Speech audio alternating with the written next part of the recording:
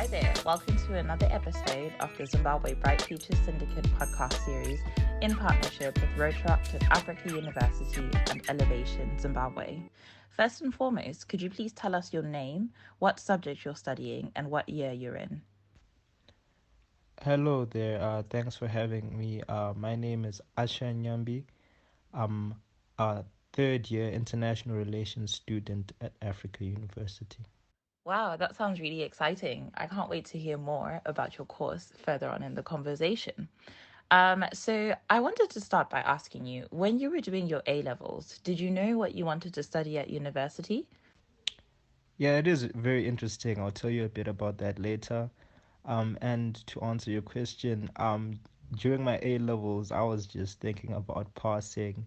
I really didn't think about whether what to study, but I did have a few interests like I wanted to do film directing, and there was also law on the table. So I actually didn't know exactly what I wanted to do, but I just found lots of joy in doing my subjects, literature, history, and business studies. So I just knew that anything that would really incorporate those elements, I would be happy. Yes, I can imagine the aspect of passing can be really daunting. I mean, I remember when I was doing my A levels, which is probably like 100 years ago now. So I totally relate on that front. But we are talking to you here and now, and you have passed. You're at university. So very belated congratulations 3 years later. When it came to the time of looking into the courses that you wanted to study potentially, did you have anyone that helped you decide, or where did you find the information about what courses were on offer and what universities offered them? Thank you very much. I really appreciate that, eh? Um, uh, I actually took a gap year, and during my gap year, I was really trying to find out what I'm passionate about, what I want to study further. And I remember, like, people would ask me which subjects I did, and they'd give me all these suggestions, and a lot of people suggested I do law. But during my time in course of that gap year, I stumbled across this whole concept of Pan Africanism, and it actually blew my mind because I actually learned more about the continent, about its potential, its history, and I just knew that I wanted to do something along those lines. And um, my parents have this belief that your first degree you have to do it in Zimbabwe, and you can do your masters outside, but your first degree has to be at home, so that you can build like a solventation here and make connections and stuff. So I searched like local universities, and I came across the one at AU, Africa University, and it was an instant catch because it was also like a Methodist institution, and my parents are really religious, and they really loved it, the decision, the choice. Wow, that's such an inspiring story. And well done to you for taking a gap here to really take the time and look into what exactly it is that you wanted to do. This next question is going to be perfect for you in that case. If you could tell your younger self something, either good or bad, that you wish you knew earlier about going to university, what would it be? I guess you're the expert in answering this, seeing as you had the experience of doing your research, but also just taking time out to reflect and think for yourself too. There are really a lot of tips I could give here to my younger self, or stuff that I've just picked up over the past 3 years.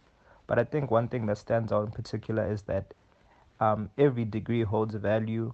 Don't let anybody tell you that this degree is better than that degree, but every degree is actually on the same level in terms of value and significance.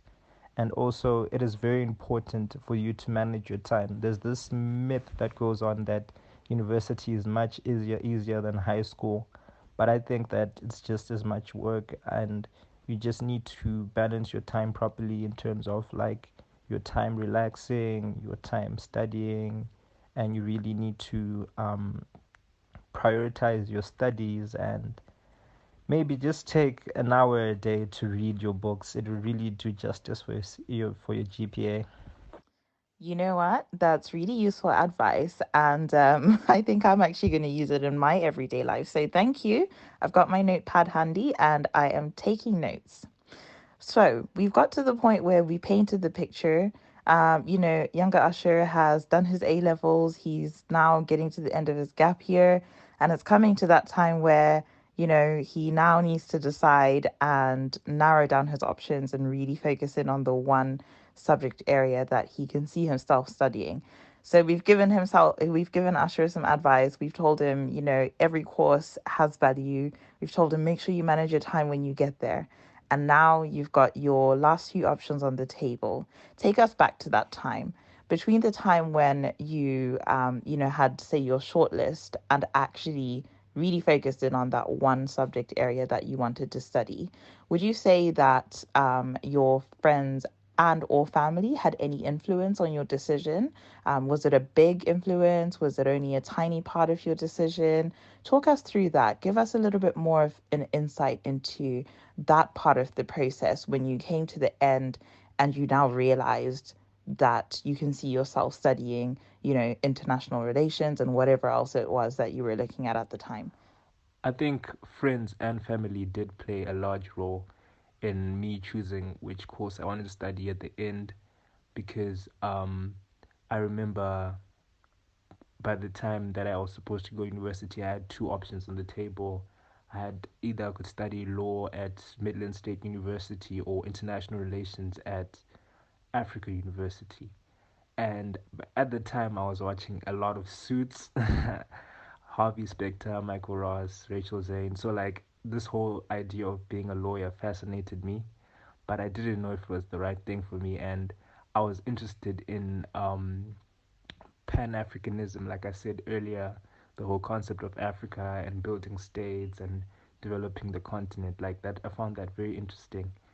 And a friend of mine actually helped me like come to a conclusion because he let me know that like look, I'm studying international relations, and he'd tell me like everything that he'd studied about how like these concepts, these theories, and it all sounded very interesting to me. And I went and did my research a bit, and I discovered that um, with my degree course, I could do law at a later stage. So for me personally, that was like killing two birds with one stone. So I was like, this degree is interesting, uh, and I actually can do both of them at some point. So I was just like, let me go for international relations, and I'm really grateful for that friend of mine who gave me the heads up. It sounds like you had a great support system around you, which is really good to hear. And kudos to your friend for reaching out to you and telling you about what he was studying at the time. I know we've already touched on it a little bit, but I wanted to talk to you more about your course content. Please, could you explain to me what exactly it is that you're studying, and if there are any differences between what you were expecting before you started university and what the course actually is in reality? So I'm studying international relations, and it has a lot to do with diplomacy, economics, the nature of states, laws, treaties, alliances, and international organizations and stuff such as that. Um, when I started, or when I was in my first lecture for international relations, I really expected it to be more of just straight to the point where you learn about how these nations like they cooperate with each other and stuff like that. But then there's actually more to it than that. There are a lot of nuances such as like abstract economics, where you learn about um, the political economy, or how a nation's economy is dependent on another nation's economy, and how stuff in the West affects stuff in Africa, and how there's a lot of political theories behind this and all these theories. And it sort of helped me realize stuff that I would see or I'd hear about on the news, but now it actually makes more sense, and developed a more analytical skill. So I think I really expected it to be just about states, but then I'm really realizing that there's a lot of politics, there's a lot of economics, there's a lot of history, there are a lot of a lot of nuances to. It's more than just the way countries interact. Okay, I'm not just saying this just because we're doing a podcast, but I genuinely mean it when I say your course sounds so interesting. I clearly picked the wrong thing when I went to uni. Anyway, this isn't about me. So throughout the time that you have been studying, have you had the opportunity to pick any optional modules? If so, what are they? And give us a brief summary of what they include. I'm sure your degree was just as exciting. Since we started university, we really don't have that much options to choose our courses. But in first year, we had the opportunity to choose between French and Portuguese as a course of study. It's an initiative by the university that everyone has to do a language, whether it's French or Portuguese. And for non-English first language speakers, they have to get to learn English. And I chose French. Je ne sais parler pas français. My French is a bit rusty, but I think I can write and I can ask for directions, the basics. And if I was ever to go to a francophone country, I wouldn't get lost. So that was very interesting. Oh my goodness, this story just gets more and more interesting by the minute. I love it. If you're ever looking for another hobby, then we can get you on here to do your own podcast series and you can teach people how to ask for directions in French as well. That's really fantastic.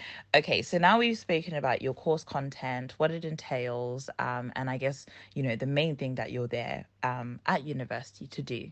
But I also just wanted to touch on the other aspects of university life. So, looking at, the process that you went through, did you consider what facilities were available at the university when you were comparing, did you say MSU and AU? So when I say facilities, I'm talking about things like, the library, how good it is, any notable sports facilities, the quality of accommodation, or, how close the university is to home. Did you look at any of those things as well as part of your final decision? And looking back on it now, do you think that it's something that should play a part in A level students' decisions to go to whichever institution they choose to go to? We should actually talk about this like after the conversation and set it up. We could actually start my own or our own podcast. And I think it's very important for one to actually have a background knowledge of the university, the facilities, the clubs, the student life, and everything. And I remember I saw on the Africa University website what drew me there was the Innovation Hub, the I5 Hub, which is a place where innovation. So if you have like an idea, they help you incubate the idea, develop the idea, and help you formulate it into like a full functioning business. And as a creative, I found that that would be an opportunity that I can actually learn whilst trying to develop my hustles, my side hustles, and from the ground. The Jokomo Yamada library is also very, very impressive with lots of books, reports, documents that will aid you in your studies. It's very world class. There's also a gym. There also is rugby, along with a lot of sports. So for me, that was just a major thing, just like browsing through the websites and looking at testimonials from students and the facilities they offered, asking my friend about his experiences and how it is. And with regards to the location, for me personally, I wanted to go as far away as possible from home. But yeah, so Mkhitaryan really was a good option. And also the city Mutare also was a big factor because it is a very lovely city. The scenery is amazing, and I really, really loved it from the word go. And that really influenced my decision. It wasn't really a hard decision to make. Thank you so much. That's really useful insight. And I'm so glad you said Mutare is a beautiful city. I'm from there. So whenever anyone starts a conversation about Mutare, I'm just always ready to engage. But yes, so now we've decided you are going to be doing a podcast on Mutare and a podcast on teaching French. That's fine by me. That's no problem at all. We can arrange that. Okay, so we're coming now to the end of the interview, and we've spoken a little bit about your experiences before you started uni, things that you've noticed while you're at uni, and now I just want to talk about some roundup questions. Really, these are more questions on reflection and not so much fact based, but I'm more interested in your opinion and the thoughts that you've had going through this whole application process, going through the whole process of university, just so that other people who have any doubts or if they've got any fears might be able to take some inspiration from someone who is, has gone through the journey, who is in that position right now, and someone who is, in third year, which means you are coming to the end of your course, if I'm not mistaken, or is it a 4-year course? So first and foremost, what I wanted to ask was, from start to finish, can you describe the university application process?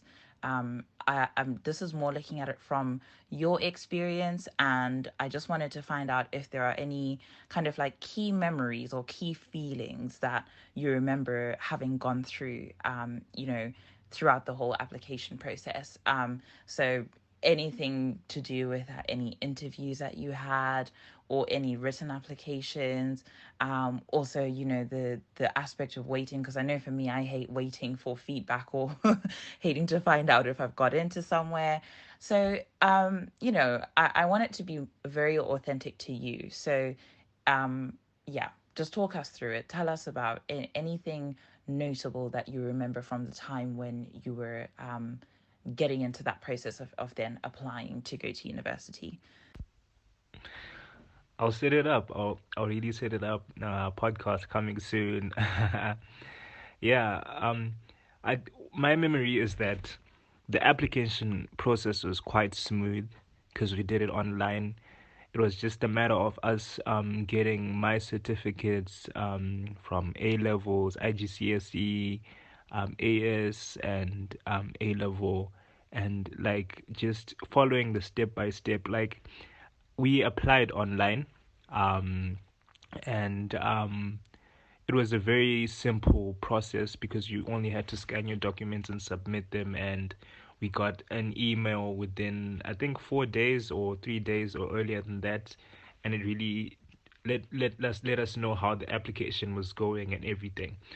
It was so easy to the point that we only had to go to the offices in Harare to pay the fees and the application fee, but apart from that, everything was just clearly described on the website, and it was so easy. What I can give an advice on is like when you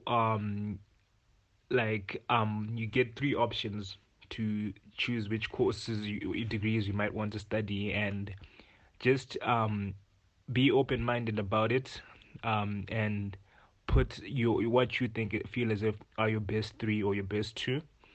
And with regards to nerves in waiting for your application results, you've already done a lot, like coming this far, like completing your A level exams, and you shouldn't really give it too much thought. Sometimes a closed door is only leading you to another open opportunity. And I'm sure that Africa University will have a program for you depending on what you want to study. And this whole process just demands a bit of patience, but it is very nerve wracking a bit, like waiting for any results, whether it be academic results, A level results, or application results. But it's worth it in the end. That is such a wonderful message. Wow. I absolutely love that. You're right. I think, people have got that far to be able to apply to university. Like you said, there's already so much that you've achieved. So that is really eloquently put. What a great message. I hope whoever is listening has been reassured, and hopefully that'll help put people's minds at ease as well. So, just coming on to kind of a roundup, really, of your time at university so far. What would you say has been the most valuable lesson that you've learned? This can be either about your academics or just life in general. Well, gosh, there's been so many lessons throughout the years, and I might actually feel as if whatever I say, I will leave out something very important. But I guess it's just generally kindness and connecting with people on an authentic level.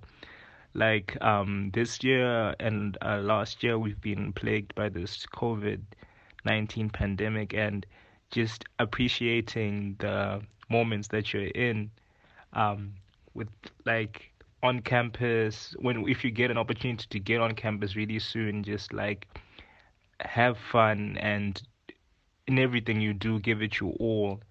And even right now at home, with your family, with your siblings, have those conversations, like talk, bond. You can even bond over chores, play card games, talk, ask your parents about like how their university life was, and have those like conversations where you reminisce and reflect and talk. I guess my advice is just make your life a dream. Like in everything you do, just live to the max and appreciate your life and love yours. Your life is perfect the way it is, and you should just have fun in the moment and really be a person, the type of person you'd like to chill with, I guess. And just love people and live life in general. That's what I can say. Oh my gosh, that is so wholesome. Wow, that's absolutely amazing. I think they should use that last statement that you made as an advertisement for Africa University. That's really, really wholesome, and I'm lost for words. I don't even know how else I can describe it, but that's such a positive note for us to finish on. So, I guess the last question is the $1 million question, the question that no interview is complete without. What do you want to do after university? And where do you see yourself in 5 years? Please tell us. We would love to hear what you've got planned. Thank you, thank you. In 5 years, when I'm done my degree, I'd actually like to further my studies with the master's degree. I like to keep on growing and challenging myself, just putting myself in comfortable and uncomfortable spaces, because usually those are the ones that breed growth. I'd like to start a business, give back to my community.